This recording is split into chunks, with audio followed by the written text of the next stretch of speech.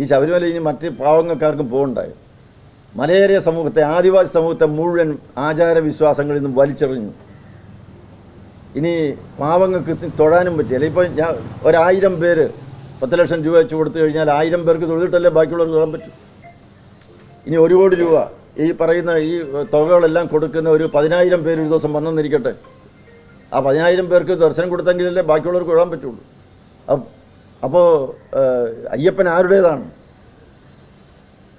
അയ്യപ്പൻ പാവപ്പെട്ട ജനങ്ങളുടെ ഇടയിൽ അവരെ സംഘടിപ്പിച്ച് ഇവിടുത്തെ രാക്ഷസീയ ആസുരിക ശക്തികൾക്കെതിരെ യുദ്ധം ചെയ്തയാളാണ്.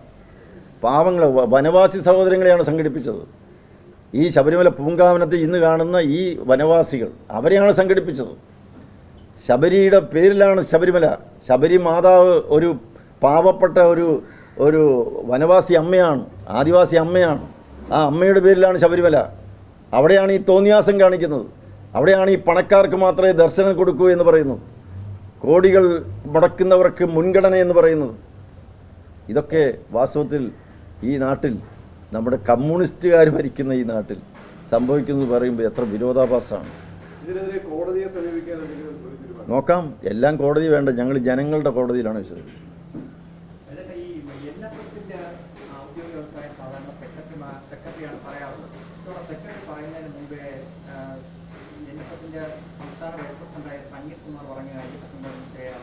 അല്ല, എനിക്ക് അദ്ദേഹത്തോട് ഞാൻ ഈ പറഞ്ഞ കാര്യങ്ങൾ, അയ്യപ്പ സംഗമത്തിനെതിരെ അയ്യപ്പന്മാരിലുണ്ടായിരിക്കുന്ന വികാരങ്ങളെ മാനിക്കണം എന്ന് മാത്രമേ എനിക്ക് അദ്ദേഹത്തോട് അഭ്യർത്ഥിക്കാനുള്ളൂ.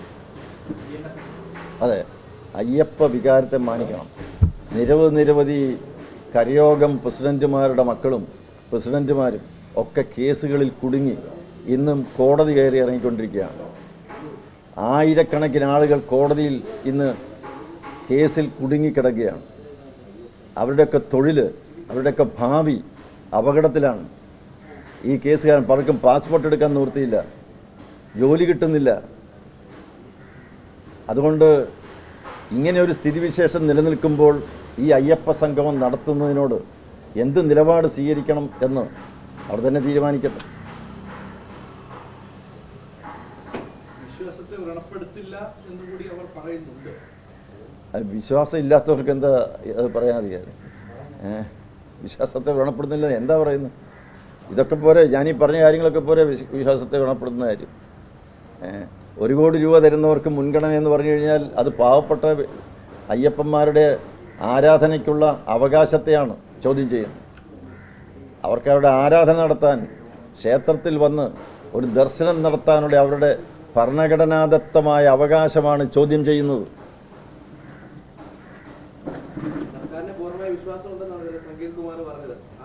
അതെ, ഞാൻ അത് തന്നെയാണ് പറഞ്ഞത്.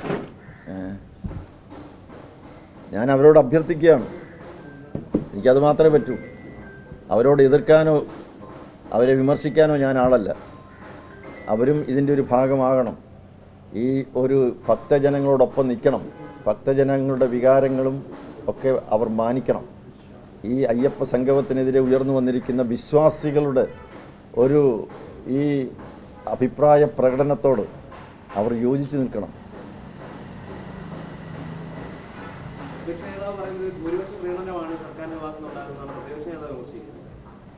അതെ, അല്ല, അദ്ദേഹം എന്തുകൊണ്ട് ഇതിനെപ്പറ്റി വ്യക്തമായിട്ട് എതിർത്ത് മുന്നോട്ട് വരുന്നില്ല? അനുകൂലിക്കുന്നുണ്ടോ എതിർക്കുന്നുണ്ടോ എന്ന് ചോദിച്ചാൽ ഉണ്ട് ഇല്ല എന്നിങ്ങനെ പറയുന്നത് എന്തർത്ഥം? ഉണ്ടില്ല എന്ന് പറയുന്നത് പോലെ. അങ്ങനെ നിലപാടെന്താണ്? വ്യക്തമായിട്ട് പറയട്ടെ.